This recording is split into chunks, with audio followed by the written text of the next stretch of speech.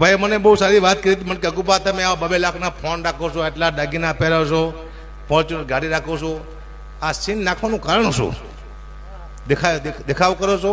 મેં તો એવું નથી ભાઈ, આ સીન નથી નાખતા. તમારા માટે પણ આ વસ્તુ મહત્વની છે. તો કેમ પહેરો છો? મેં તું જ્યારે મહાભારતનું યુદ્ધ થવાને 5 દિવસની વાર હતી કુરુક્ષેત્રના મેદાનમાં, કૃષ્ણ ભગવાને કીધું એના મિત્રને કે હાલો એક આપણે કામ કરી, એક વખત બધાને મનાવી લઈએ. જો માની જાય તો યુદ્ધ ન થાય, આપણે બધા બચી જાય માણસો. એમ ભગવાન રોજ બધાને મનાવવા જાય, પાછા આવે, મનાવવા જાય, પાછા આવે. એક દિવસ થોડી વાર લાગી એટલે મિત્રો ઘરે ગયા. ભગવાન ક્યાં છે? તૈયાર થાય છે.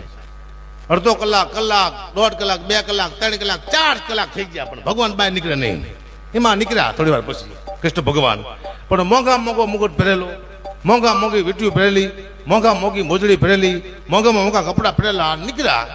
મિત્રએ પૂછ્યું એમને કે ભગવાન આટલું કિંમતી વસ્તુ પહેરવાનું કારણ શું? આજે આપણે તો રોજ જઈશું, તમે આટલા કિંમતી કપડાં કોઈ પહેર્યા નથી, આજ આટલા બધા કિંમતી કપડાં, આટલા બધા ઘરેણા પહેરવાનું કારણ શું? ત્યારે ભગવાને કીધું કે આજ આપણે દુર્યોધનના ઘરે જઈશું. એ મારી અંદર શું છે નહીં જોવે, મારી બહાર શું છે જોવાનો છે.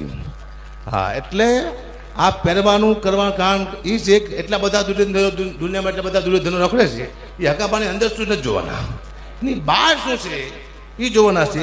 અને દેખાવ તો બધા કરજો, જો બજારમાં આવું દેખાવ કરો, મને ખબર છે હમણાં